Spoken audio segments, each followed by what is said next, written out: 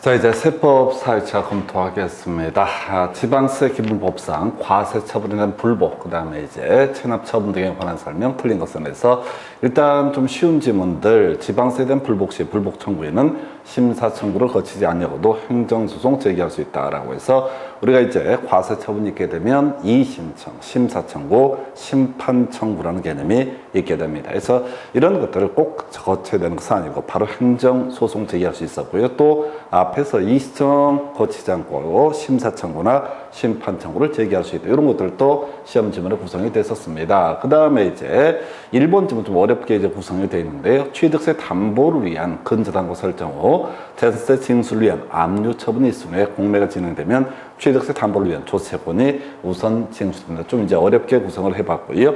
자, 우리가 이제 담보가 있는 조세채권이라고 하는 것, 압류한 조세채권이라고 하는 것 두 개 있게 되면 이때는 담보가 있는 조세채권을 우선 징수한다. 이렇게 봐야 되겠죠. 그래서 자, 지금요 어떤 얘기냐면 취득세를 내야 되는데 내지 않은 거야. 그래서 갑이 X 부동산을 취득을 했는데 취득세를 내지 않으니까 이걸 근저당권을 설정을 하게 됩니다. 지자체에서요, 이 취득세를 내지 않는 사람에게 바로 압류해서 공매를 붙일 수도 있고요.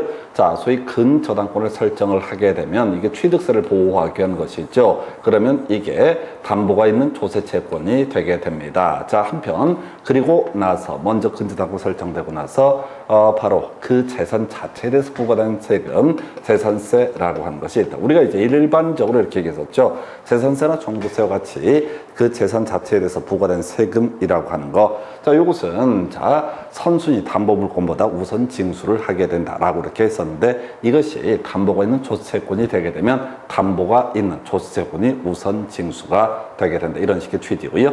3번하고 4번 얘기는요, 어려운 얘기가 되나요? 그래서 자, 포인트, 자, 보류라고 하는 것이 있겠죠. 해서 이시청, 심사청구, 심판청구가 있다라고 했을 때 30일까지 보류할 수 있다. 언제? 이 신청의 결정처분이 있는 날로부터 또는 심사청구, 심판청구의 결정처분이 있는 날로부터 30일까지 공매처분을 보류할 수 있다. 그래서 이 숫자를 틀리게 구성이 됐습니다. 그래서 자, 첫 번째 이 문제의 답은요 5번 이렇게 정리합니다. 그 다음 주제요. 자, 지방세법상 취득세, 과세 표준 등에 관한 설명, 틀린 것은 해서 뒤에 봐야 되죠. 취득세 부과한다. 그 다음에 과세 표준이라고 하는 거. 자, 그 다음에 3번 사실상 현황이 분명하지 아니었을 때 공부상 등재 현황이라든가, 그 다음에 사실상 취득하기 범주에 포함된다, 이런 개념 나와 있고요. 그 다음에 이제 주택법에 따른 주택조합이라고 하는 것이, 자, 주택 건설 사업을 하면서 조합원으로부터 취득한 토지 중 조합원에게 귀속되지 아니한 토지를 취득한 경우 이때는 사용검사를 받은 날에 그 토지를 취득한 것으로 본다 해서 일단은 이 문제에서는 5번 같은 건 뭔 소린지 감을 잡을 수 없습니다. 세법이라고 하는 것을 잘 풀어가는 방식, 특징이 뭐냐면 공법, 세법 이 두 가지는 시험 범주가 너무 넓어요. 그래서 하나하나 법조문의 의미를 새기면서 풀어가실 수는 없습니다. 해서 포인트를 잡아내야 돼요. 첫 번째, 취득세를 부과한다라고 하는 거. 우리 요약집 가지고 한번 체크해 볼까요? 2반 제2호라고 하는 거,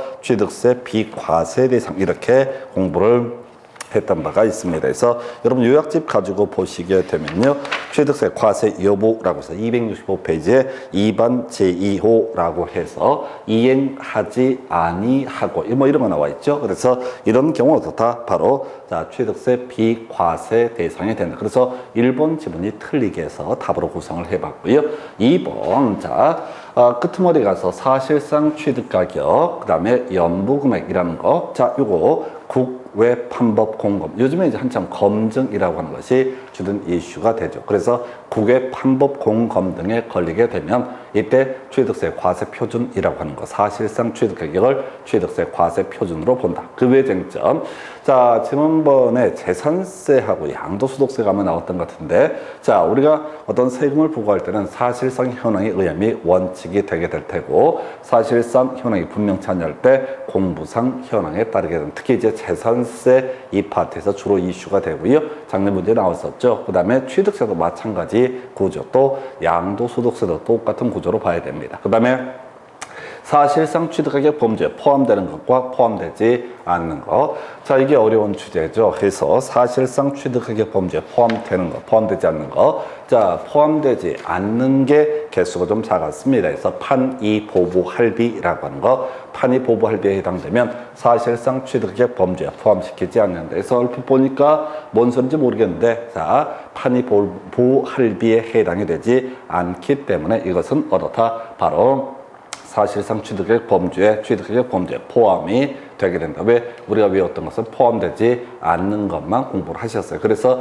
이 문제에서는 1번, 2번, 3번, 4번 정도, 4번도 뒤에 있는 주제를 가지고 봐야 되죠. 그래서 다시 한번 체크해 보겠습니다. 사실상 취득가격 관련해서 여러분 자료 266페이지부터 논의를 하게 되죠. 그래서 취득하는 물건의 판매를 위한 광고 선전비 등의 판매 비용, 전기가스 열 등의 이용 비용이라고 하는 거, 그 다음에 이제 이주비 등 취득 물건과 별개의 권리에 대한 보상 성격으로 지급되는 비용, 부가가치세, 그다음에 취득 대금을 일시금으로 지급해서 할인받은 금액, 그다음에 이제 B라고 하는 것은 법인 아닌 자가 지급한 이자 상당의 법인 아닌 자가 지급한 중개보수, 이런 것들은 사실상 취득가격 범죄에 포함시키지 아니한다 해서 판이 보보 할비라고 하는 것이 논의의 쟁점. 그래서 이거는 이제 자 4번 질문 상당히 까다로운 질문이 될 텐데, 하여튼 출제 빈도가 너무 높기 때문에 반드시 기억하실 주제. 그래서 이 문제의 답은 1번으로 한번 구성을 해봤습니다. 그 다음 주제 살펴보도록 하겠습니다. 자, 취득세 관련한 세율 문제 봐야 될 텐데요. 자, 표준 세율로 옳은 것을 모두 고르시오라고 해서, 자, 원시 취득 2.8% 옳은 표현. 자, 그 다음에 이제 합유물, 총유물, 공유물의 분할 1000분의 23에서 2.3% 옳은 표현. 자, 상속 관련해서 농지하면 2.3%, 주택, 자, 그러면 농지 외, 자, 부동산의 상속은 기본적으로 2몇 프로, 8%가 돼야 되나요? 그래서 요거 틀렸고요. 비영리 사업자라고 하는 거, 자, 우리가 상속 외 원율에 따른 무상승계취득은 원래 3.5%가 적용을 해야 될 텐데, 바로 비영리 사업자에서는 1000분의 28에서 옳은 편. 그래서 이 문제에서는요, 자, 이 기업번, 니은번, 그리고 리을번, 이렇게 해서 세 가지를 옳게 구성한 사례가 되겠습니다. 그래서 자, 표준 세율에 관한 주제, 여러분 요약집 기준으로는 267페이지 원시 취득 2.8%, 유상 승계 취득, 주택은 1, 2, 3 이렇게 할 텐데 6억, 9억 하는데, 다만 6억에서 9억 사이에 있는 경우는 2%는 아니다라고 누차 말씀을 드린 바와 같습니다. 그 다음에 농지 유상승계 취득 3%, 농지 주택 외 부동산이라고 하는 것은 4%, 무상승계 취득 상속 농지 2.3%, 농지 외 부동산의 상속은 2.8%. 자, 증여 같은 자, 상속 외 무상승계 취득에 있어서는 기본적으로 3.5%인데 시험에 안 나오고요. 2.8% 비영리 법인만 논의 포인트. 자, 그 외에 자, 공유물, 합유물, 총유물의 분할 등에 있어서는 2.3%. 답은요, 4번으로 정리를 하게 됩니다. 그 다음 주제요.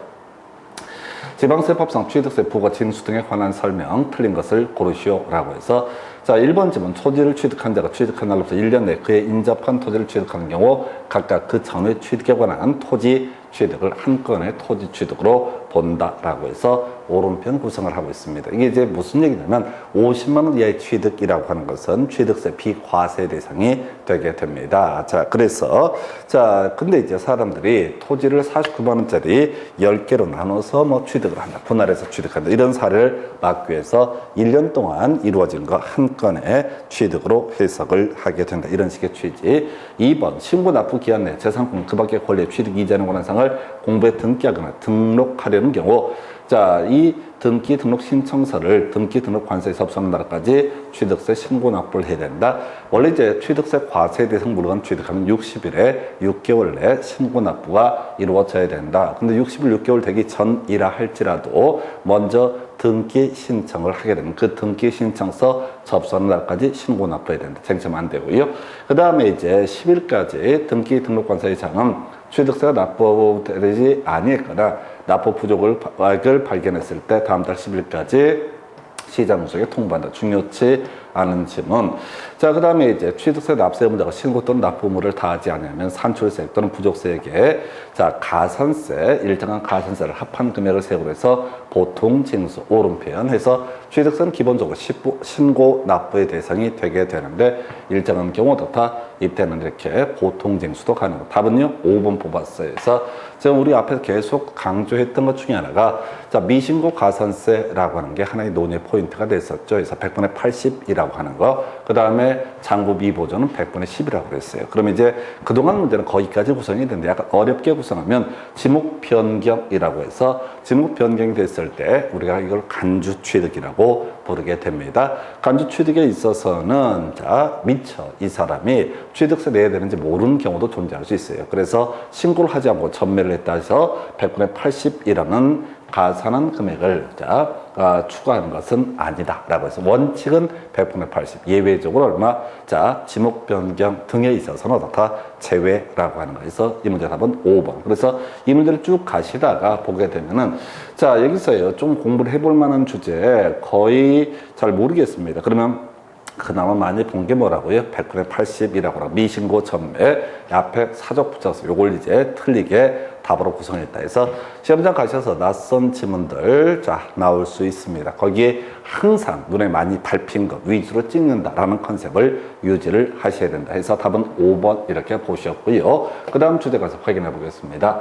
지방세법상 등록면허세에 관한 설명 틀린 것을 고르시오라고 해서 끄트머리 가서 봐야 되죠. 등록면허세 부과하지 아니한다. 자, 국가지자체 얘기하고요. 그 다음에 묘지라는 얘기하고요. 그 다음에 취득세를 내버리게 되면 등록면허세 부과하지 아니한다. 그 다음에 이제 지금 부동산을 등기하려는 사람은 표준세율을 과세 표준에 세율을 적용해서 산출한 세액을 등기하기 전까지 납세지관을 지자체장에게 신고 납부를 해야 된다 해서 자 바로 등록면허세 과납세지라고 하는 거 부동산의 소재지라고 이렇게 보게 됩니다. 자 답은 3번 뽑아봤어요. 그래서 우리 세율 중에서 좀 전세권 얘기 나왔었고요. 그 다음에 또 하나가 임차권 두 가지가 출제 쟁점이 됐었죠. 그래서 전세권에 있어서는 전세금의 0.2%였었고요. 그 다음에 임차권에 있어서는 월 임대차 금액의 0.2% 이런 식으로 이제 봤어요. 그래서 자, 지역권 관련해서 논의의 쟁점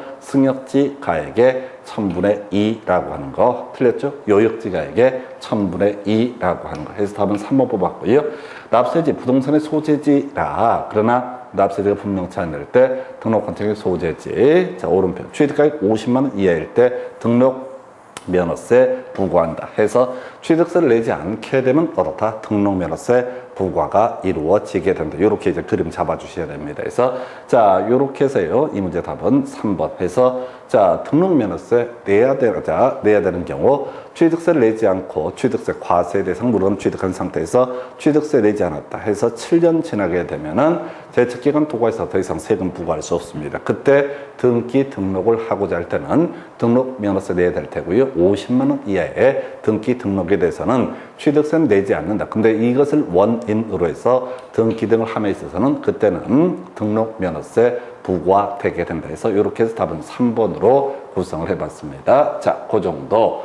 그 다음에 재산세 관련 작년 이제 나왔던 문제 중에 종합합산 과세 대상 토지를 고르시오 라고 하는 거. 그 전에 나왔던 것이 종합합산 과세 대상, 그 다음에 분리과세를 각각 올바르게 연결하시오. 자, 요거는 이제 지겹게 해왔던 얘기들인데요.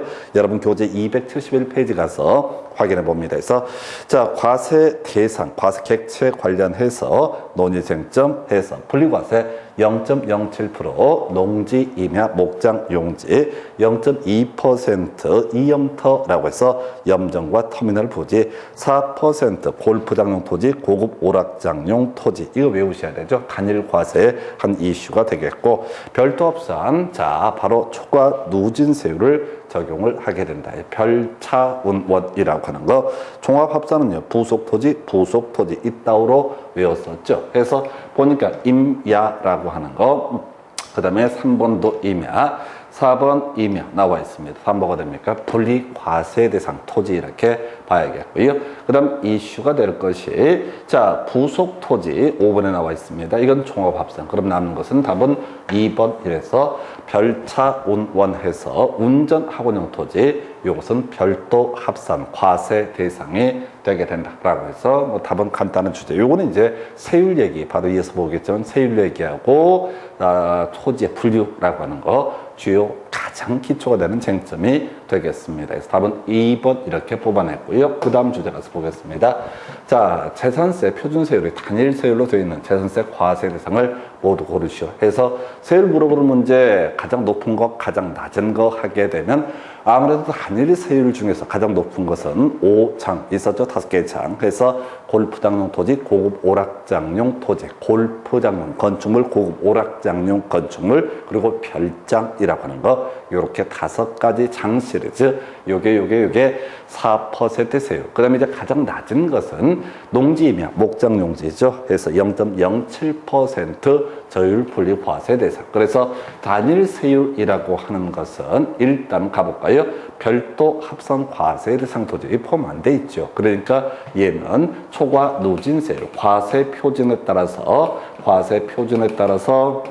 어떻다 세율을 높게 적용하게 되는 거. 두 번째, 지금 이제 분리 과세 대상 토지 0.07%, 0.2%, 4% 뭐 이런 것들이 있었죠. 고급 오락장용 건축물 4% 단일 세율을 적용합니다. 그 다음에 이제 주택은요, 별장은 4%인데 비해서 별장을 제외한 주택에 있어서는 초과 누진 세율을 적용을 한다. 그래서 단일 세율이라고 하는 것은 니은과 디귿이라고 하는 것. 답은 4번으로 구성을 합니다. 30회 때 문제에서는 아마 초과 누진 세율에 해당하는 것을 고르시오. 약간 이제 지문들을 바꿔서 이렇게 구성이 됐고요. 재산세 세율에 관한 주제 설명드렸습니다. 답은 4번.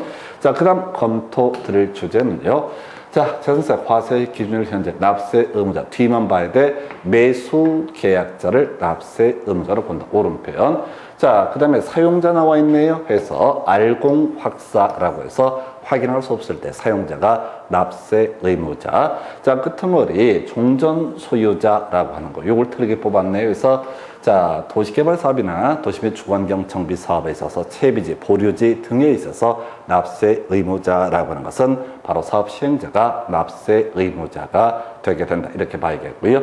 4번집은요. 자, 사실상의 종중재산. 이때는 공상 소유자가 납세 의무자가 되게 된다. 비슷한 맥락에서 알공 확사에서 알 수 없을 때 매매가 이루어졌는데 이게 이제 소유권 이전을 하지 않아서 과세관청에서 알 수 없을 때 공무상 소유자를 납세 의무자로 본다. 그 다음에 이제 5번 신탁이라고 하는 거 끄트머리 수탁자가 납세 의무자. 이렇게 해서 뒤만 딱딱딱 끊어가시게 되면 여러분들이 외웠던 내용을 쉽게 풀 수 있어요. 자, 이 세법이라고 하는 게 지문이 전반적으로 호흡들이 길게 출제가 되기 때문에 상당히 골치가 아파요. 읽어가다 보면 특히 이제 30회 이런 문제들은 정말 읽다가 지쳐버릴 그런 문제들입니다. 그래서 만약에 세법이 좀 어렵게 나온다 그럼 다른 과목이 좀 쉽게 나올 겁니다. 이렇게 생각을 하시면 돼요. 그래서 자, 일단 뒤에 보는 지혜들이 필요하겠다라고 해서 자, 그래서 이 문제 답은 3번 이렇게 정리합니다.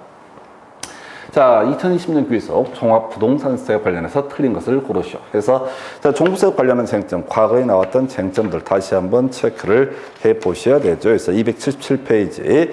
자, 종부세 과세 객체라고 해서 재산세랑 바로 비교해서 봐야 되죠. 그래서 별도 합산 과세 대상 토지하고요.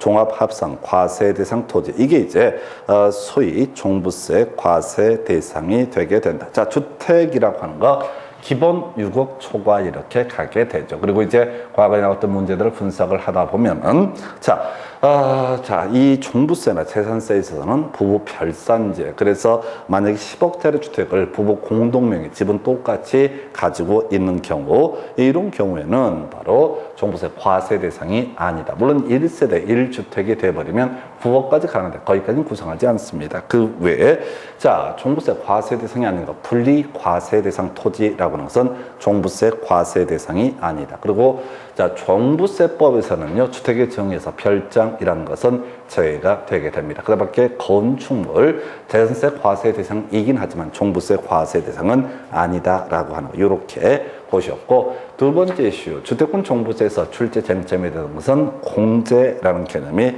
이슈가 됐었죠. 나머지 다 필요 없는 얘기였었고요. 공제라고 하는 거, 자, 기본공제라고 해서 이미 부과된 재산세, 그래서 만약 세부담 상한을 적용받아서 일정하게 부과된 세금이 낮아졌다라고 한다면 그 세액을 종부세에서 종부세할 때 세액공제를 해주게 된다, 기본공제를 빼주게 된다, 또는 세율이 가감 조정이 돼서 이렇게 변화가 있었다. 그러면 조정된 금액을 기본 공제역으로 빼주게 된다. 그래서 뉘앙스상, 자, 지금 재산세 납세 의무자에게 부과됐던 그 세액을 기본 공제역으로 빼주게 된다. 이런 의미가 될 테고요. 그 다음에 연령별 공제하고 보유기간별 공제 해서 60세 이상이 돼야 되죠. 1세대 주택자, 그 다음에 보유기간 5년 이상 해서 연령별 공제는 1, 2, 3 이런 식으로 갔었죠. 그래서 60세, 65세, 70세 이런 식의 기준에 따라서 10%, 20%, 30%. 그 다음에 이제 보유기간별 5년, 10년, 15년 이런 구간을 나눠서 2, 4, 5 이런 식으로 갔던가요? 그래서 2, 4, 5. 자, 요거 분명히 빡센 문제까지 준비를 하셔야 됩니다. 그리고 중복공제 30회도 구성이 됐었죠. 바로 100분의 70이라고 하는 것. 참고적으로 종부세에서 세부담 상한이나 이런 것들은 전혀 여러분이 손을 댈 수 없습니다. 너무 복잡해서 외울 수가 없고요.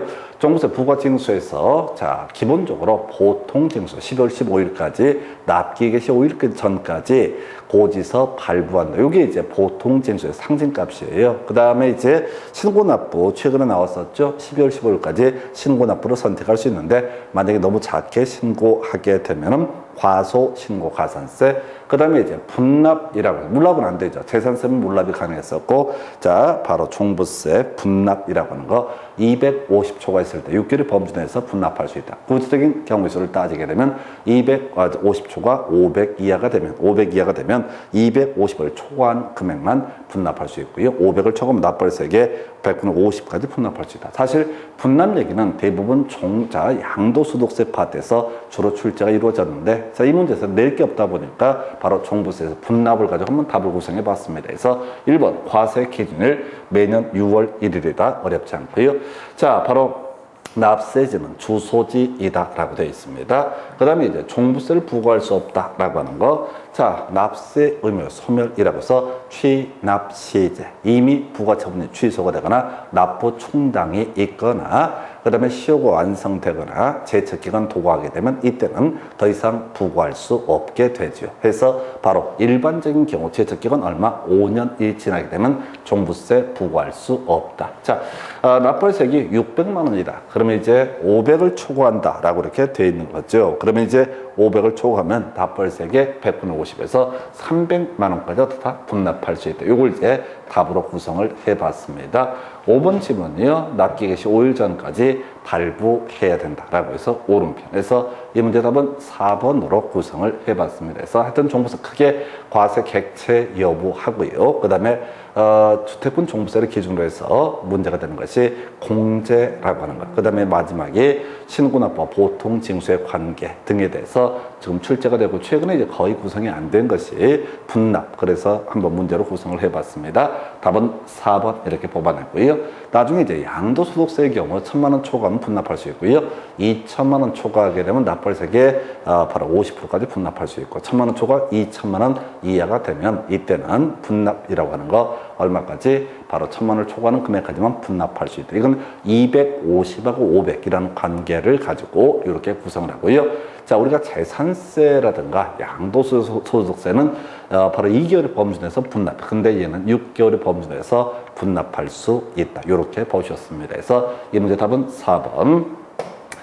자, 소득세 법상 양도에 해당하는 것으로 옳은 것은 해서 양도는 미리 다 외우고 들어가야 되죠. 자, 가장 쉬운 형태의 문제가 될 텐데 채무 탕감이 있게 되면은 그 부분에 대해서 다 양도로 해석하고 양도소득세 과세 대상이 되게 됩니다. 첫 번째예요. 바로 이런 거 있었죠. 위자료조로 부동산의 등기 명의를 넘겨주게 된다. 그러면 그 사람은 그만큼 손해배상 하지 현금 세이브할 수 있죠. 그때 양도소득세 내야 되고요. 좀 어려웠던 것이 양도담보라는 개념이 있었죠. 그래서 채무를 변제하지 못해서 양도담보권자가 귀속 청산의 과정을 통해서 부동산의 소유권을 뺏어갔다. 그러면 이 채무자 입장에서는 그만큼 빚이 탕감되게 된다. 그래서 이때는 어떻다? 양도소득세 내야 된다. 그 다음에 또 하나 쟁점이 이거죠. 부담부 증여라고 하는 거. 자, 갑소유 X부동산. 자, 1억 정도의 가치를 가지고 있고, 을이라는 사람이 저당권, 돈 1,000만 원 빌려주고 저당권을 가지고 있다.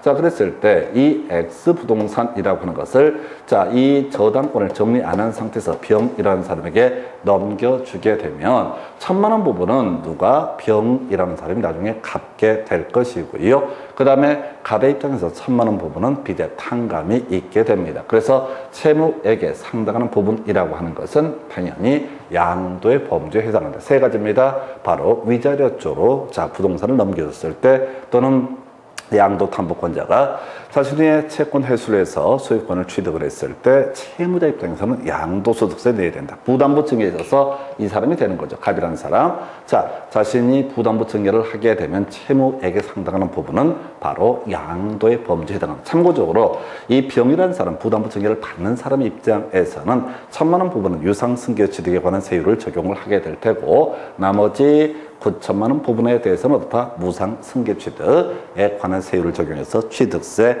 납부할 의무가 있다. 이렇게 그림을 잡게 됩니다. 그래서 자, 이 문제 답은요. 바로 3번 이렇게 구성을 하게 됩니다. 그래서 이 정도까지. 그 다음 주제 가서 확인을 해보도록 하겠습니다. 자, 소득세법상 거주자가 국내 자산을 양도하는 경우 필요 경비 등에 관한 설명 틀린 것. 자, 다 외우고 들어가야 되죠. 자, 우리가 필요 경비 실거래가에 따라서 양도 차익을 계산하는 경우가 있었고요. 그리고 자, 추계 결정에 따라서 양도 차익을 계산하는 경우가 있다. 그러면 이제 실거래가에 따라서 양도 차익을 계산하게 된다. 실제 거래가에. 그러면 양도 가액은 실제로 취득한 금액이니까 받은 금액이니까 문제가 안 될 테고 자, 취득가액이라고 하는 것과 자, 그 다음에 자본적 지출에 그 다음에 양도 비용이라고 하는 것이 문제가 되게 되죠. 그래서 자, 요거 통쳐 가지고 이렇게 설명을 드렸습니다. 지산증이라고 하는 것은 이건 어떻다? 필요 경비의 범주에 포함되지 않는다. 취득가액의 범주에 포함되지 않는다. 또는 양도 비용의 범주에 포함되지 않는다. 자본적 지출액의 범주에 포함되지 않는다. 전체 그림을 잡으셔야 돼. 이미 한번 산입이 돼버리면 어떻다? 취득가액의 범주에 포함시키지 않는다. 또는 양도, 자, 자본적 지출액의 범주에 포함되지 않는다. 마지막 증명서류가 없는 거, 요거 어떻다? 필요경비의 범주에 포함되지 않는다. 자, 요런 식으로 공제할 금액에 포함되지 않는다. 이렇게 다양하게 지문들이 구성이 됩니다. 1번 지문요. 취득가액, 취득원가에 포함되지 않는다. 지연이라고 하는 것은 어떻다? 취득가액의 범주에 포함시키지 않는다. 해서 1번 오름표. 2번 지문 끄트머리 봐야 돼. 필요경비로 인정하지 아니한다라고 해서 증명 서류를 수치 보관하지 아니한 경우라고 되어 있죠. 그래서 증명 서류 없으면 어떻다? 이때는 필요 경비로 인정하지 않는다. 공제할 금액에 포함시키지 않는다. 3번쯤은요. 자, 취득 원가에 포함되지 아니한다라고 해서 나와 있다. 이미 한번 종합소득세 낼 때 산입한 부분에 대해서는 취득 원가에 포함시키지 아니한다. 4번쯤은 증명서류를 서류를 수치 보관하지 않는 경우도 필요경비에 포함된다 해서 답은 4번. 5번, 자, 증명서류가 수치 보관된 경우 필요경비에 포함된다. 이런 식으로 이제 구성을 하죠. 그래서 요거는 이제 지산증이라는 틀을 정확히 잡아내야 돼. 그래서 지산증에 해당하는 것은 필요 경비의 범주에 포함시키지 아니한다. 또는 취득가액 범주에 포함시키지 않는다. 자본적 지출액 범주에 포함시키지 않는다. 자, 양도 비용 범주에 포함시키지 아니한다. 이런 식으로 이제 풀어서 나올 수 있어야 돼. 또는 이제 공제할 금액에 포함시키지 않는다. 필요 경비에 포함시키지 않으면 공제할 금액에 포함시키지 아니한다. 그래서 이 문제 답은요, 4번 이렇게 구성을 하게 됩니다. 그 다음 문제 가서 확인해 볼까요? 자, 보게 되면, 자, 거주자의 양도소득세에 관한 설명 틀린 것을 고르시오라고 해서, 자, 이게 이제 좋은 질문 나와 있다. 1번 질문. 뭔 소리인지 아시겠어요? 예, 저도 모르겠어요. 넘어가십니다. 2번, 미등기 양도 자산에 대해서는 장기 보유 특별공제 적용하지 않는다. 이건 기본이죠. 그래서 미등기 양도 자산에서 답을 뽑을 때는 점점점은 미등기 양도 자산에 해당하지 아니한다. 이게 이제 출제 포인트가 되게 될 것이고요. 그래서 장기 보유 만약에 미등기 양도 자산이라고 한다면 장기 보유 특별공제 적용을 하지 않게 될 것이고 기본 공제도 적용 안 하고요. 세율 70%를 적용을 하게 된다. 해서 2번은 알만한 질문. 자, 바로 2월 과세를 적용받는 경우 장기 보유 특별공제 보유기간 증여자가 해당 자산을 취득한 날부터 기산한다. 그래서 증여 2월 과세가 뭐죠? 해서 배우자 직계 존비 속으로부터 증여를 받은 후 5년 이내 양도했을 때, 자, 양도가액, 취득가액과 또는 이제 취득 시기를 계산함에 있어서 증여자가 취득했던 시기, 취득했던 가액을 기준으로 해서 양도 차익을 계산하게 된다. 이런 얘기가 바로 3번 지문의 의미가 되겠습니다. 그래서 자, 3년 이상 보유, 등기된 자산을 3년 이상 보유하게 되면 기본적으로 장기 보유 특별공제 적용을 하게 될 것인데 문제는 뭐라고요? 자, 이렇게 이 자체는 오른편 이렇게 구성을 하고 있었고요. 4번 특수관계인과의 거래가 아닌 경우로서 양도가액이 실제 거래가 인정 확인할 수 없어서 추계 결정. 그럼 나와 있지 양도가액의 추계 결정 순서 뭐갑니까? 매감 환기 아니야. 이건 취득가액의 추계 결정 순서고 매감기 해서 답 정해져 있습니다. 그래서 답은 4번. 자, 그런데 이렇게 이런 식의 문제 구성해서 쫙 깔아버리거든. 겁나 어려워. 자, 5번 오른편인데 신경 쓰지 마시고요. 상전 듣도 보도 못한 지문들이 마구잡이로 쏟아져 들어올 거라는 얘기지. 그때도 흔들리면 안 돼. 자, 답이 되는 주제 미리 외운 다음에 이 아이가 어디 있나 이렇게 찾아가셔야 할 거. 30회 때 문제만 엽기적으로 나옵니다. 근데 이 30회 때 문제 같은 문제를 완벽하게 풀겠다라고 생각하게 되면 공법도 작살나고 중개사법 작살나고 안 돼요. 그리고 뒤지게 공부했던 문제 쉽게 나오면 답 안 나오거든요. 그래서 공부하고 싶은 대로 하는 게 아닙니다. 계속 잊어버리는 과정, 거기서 잊어먹지 않기 위해서 몇 가지 주제가 되는 것들을 끊임없이 반복하는 게 필요하다. 그래서 이 문제 답은요 4번 이렇게 구성을 합니다. 그 다음 주제 소득세 법령상 농지 교환에 따른 양도소득세 비과세에 관한 법령의 일부이다 해서 자, 우리가 양도소득세 비과세에서 주로 이슈가 됐던 거 1세대 1주택이라고 하는 거 9억 이하 국내 소재를 얘기하죠. 그래서 여기서 발생하는 주택의 양도 차익에 대해서는 양도소득세 비과세라고 하는 거. 두 번째, 자, 일시적 1세대 2주택에서 조위 외불섬 혼호봉십이라고 하는 거 조정 대상 지역 이전이었었고요. 자, 조정 대상 지역 외적이나 불가피한 사유로 1세대 2주택이 됐을 때는 3년 내 처분하는 경우 그 부분에 대해서는 1세대 1주택으로 본다. 혼인으로 인해서 1세대 2주택이 됐을 때 혼인한 날부터 5년 내 동거 봉양을 위해서 자, 두 세대가 합치다가 1세대 2주택이 됐을 때는 바로 10년 내 처분한 부분에 대해서는 1세대 1주택으로 본다. 이 얘기하고요. 농지 교환이라고 하는 거 차익이 큰 편은 얼마? 4분의 1 이하라고 할 거. 한편 자, 교환에 따라서 새로 취득하는 농지 3년 이상 그 소재지에 경작하면서 거주하면서 경작하는 경우에 한한다 해서 4분의 1하고요. 3년 이렇게 갑니다. 해서 좀 쉽게 나오는 거여서 그래서 비과세 중에서는 1세대 1주택 얘기 또는 일시적 1세대 2주택 요걸 가지고 거의 다 구성이 되고 한 15, 16년 사이에 이게 2번인가 3번 나왔었거든요. 해서 자, 두 개 농지 가액의 차이 A라는 토지하고 A라는 농지하고 B라는 농지를 교환한다. 근데 A라는 농지 갑이 소유하고 있었고 을이 B라는 농지를 소유하고 있었다. 그래서 이게 1억짜리 이게 B라는 농지가 8천만 원짜리 두 개 차익이 2천만 원이죠. 큰 편이 얼마입니까? 1억이죠.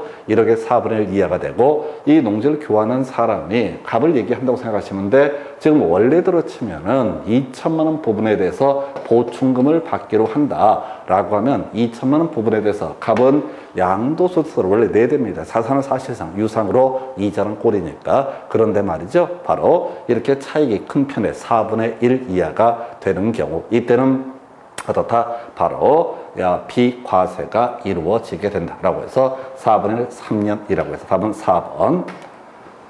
자, 소득세법상 국외자산 양도에 관한 설명 틀린 건, 자, 지금까지 나왔던 거의 대부분의 문제 맥락은요, 바로, 자, 5년 이상 국내 주소를 둔 거주자, 이 사람은 국외 자산의 양도에 따른 양도소득세 납부할 의무가 있다. 이게 첫 번째 이슈. 나머지 이슈는요, 자, 그 다음에 장, 그 다음에 미라고 하는 거, 이건 자, 미등기 양도자산 얘기, 장기보유 특별공제 추계 결정에 관한 얘기가 되게 될 텐데, 이 추장미라고 하는 이 개념, 추장미라고 하는 개념은 국외자산 양도에 있어서는 적용을 하지 않는다. 해서 앞에서 우리가 이제 국내 자산의 양도에 따른 양도소득세, 양도차익을 계산할 때 실거래가를 확인할 수 없다라고 했을 때는 어떻게 한다고 그랬어요?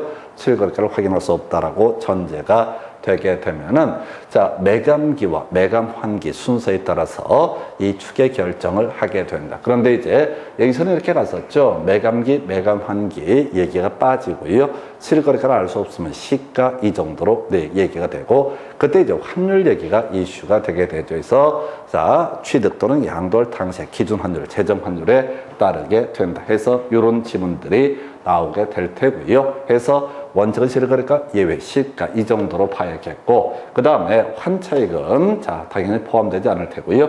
자, 그 다음에 시가액이 나와 있습니다. 답은 4번인가요? 그냥 맨날 똑같아 해서 장기보유 특별공제 등에 관한 조항이라든가 미등기 양도자산에서 세율 70%를 적용한다, 이런 것들은 어떻다? 적용을 하지 않는다 해라고 해서 추장미라고 하는 거, 요거 적용을 하지 않는다라고 하는 거. 자, 5년이라고 하는 거, 5년 이상 계속 주소를 둔 경우, 그 다음에 추장미에 있어서는 적용을 하지 않는다라고 해서 답은 몇 번? 3번으로 구성을 하게 됩니다. 그래서 그 정도, 4번으로 구성합니다. 그 다음 주제 가서 보겠습니다. 자, 소득세법상 거주자의 양도소득세 신고 및 납부 등에 관한 설명 틀린 것에서, 자, 지금까지 문제 하나, 둘, 셋, 세 가지 이슈 정도가 주요 이슈. 자, 기본 닥치고 예정 신고 납부해야 된다라고 하는 게 첫 번째 이슈. 여기서 파생되는 것이 예정 신고 나 등을 하지 않는다. 그러면 소위 이름하여 무슨 문제? 무신고 가산세라고 하는 것이 문제가 되게 된다. 그래서 꼭 예정 신고 해야 된다. 안 하면 어떻다? 무신고 가산세. 두 번째, 확정신고 원칙적으로 어떻다? 해야 된다라고 하는 거. 물론 딱 한 번 거래 있고, 한 해 동안 한 번만 거래 있고, 예정신고 납부를 완납한 경우를 제외하는데, 항상 시험 문제에서는 예외적인 항목. 자, 예, 확정신고 납부를 해야 된다. 세 번째 이슈가 되게 될 게 뭐겠어요? 그래서 분납이라고 하는 거. 오늘 이제 종부세에서 분납 문제를 설명을 드렸는데, 분납이 하나의 축이 되게 됩니다. 이게 이제 기본적으로 양도소득세 신고 납부 파트에서 세 가지 주제가 되게 된다. 해서 1번 토지 건물을 양도하는 경우, 양도에 속한 달의 말일부터 2개월 내에 양도소득 과세 표준을 예정 신고해야 된다. 오른편. 양도소득의 비과세 대상이 되는 1세대 1주택자 예정 신고하지 않아도 된다. 틀렸습니다. 해서 답은 2번. 실무적으로 할 필요 없습니다. 실무적으로 할 필요 없는데 시험용으로 접근하실 때는 항상 예정 신고 납부를 해야 된다, 이렇게 봐야겠고요. 양도 차익이 없거나 양도 차순이 발생하는 경우에도 예정 신고를 해야 된다. 자, 그 다음에 끝머리 가서 보십시다. 앞에 못 외워 여러분들 그냥 확정 신고해야 된다라고 하는 거. 자, 이게 예외 항목 중에 하나가 됩니다. 닥치고 확정 신고라고. 이게 이제 한번 답이 됐던 적이 있어요. 이걸 사연을 알려고 하지 말라니까 뭐 하려고 점수만 나오면 되지. 그럼 5번. 양도소득 과세 표준으로 예정 신고 시 납부할 세액이 1,000만 원 초과하는 경우, 자, 일부를 분할 납부할 수 있다. 그래서 예정 신고 납부를 하든 확정 신고 납부를 하든 당연히 어떻다? 분납이라는 거 가능하다. 구체적으로 1,000만 원 초과했을 때 분납할 수 있고요.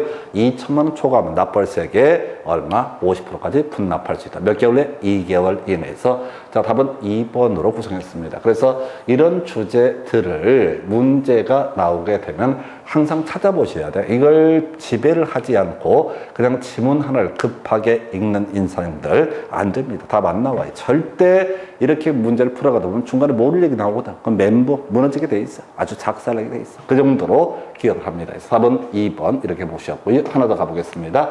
자, 소득세 법상 지금 이제 종합소득세입니다. 해서 종합소득세 등에 관한 설명. 자, 틀린 것은 이렇게 되나요? 해서 1번 지문이요. 공익사업과 관련해서 지상권의 대여로 인한 얻은 소득. 자, 이것은 부동산 임대업에서 발생한 소득에 제외합니다. 뭔 얘기냐면 우리가 종합소득이라고 하는 거 두 가지로 이제 구분했었죠. 뭐가 있었죠? 하나가 사업소득, 그 다음에 또 하나가 기타 소득이라고 하는 것이 있었죠. 그래서 물론 우리가 이제 퇴직소득에 대해서 퇴직소득세, 양도소득에 대해서 양도소득세를 제외하고 나머지는 다 종합소득세 과세 대상이 되게 될 것이고, 이 종합소득세 과세 대상에는 사업소득, 기타소득 점점점 4개가 더 있어. 근데 이걸 왜 시험에 나오진 않아. 그래서 우리가 기억할 거 기타소득, 지상권, 지역권 넘은 기타소득. 그래서 자, 여기 보니까 나머지 부동산 임대업에서 발생하는 소득이라고 하는 것은 사업소득이 됩니다. 그래서 지상권 이 얘기는 사업소득에서 제외한다. 오른편 되겠습니다.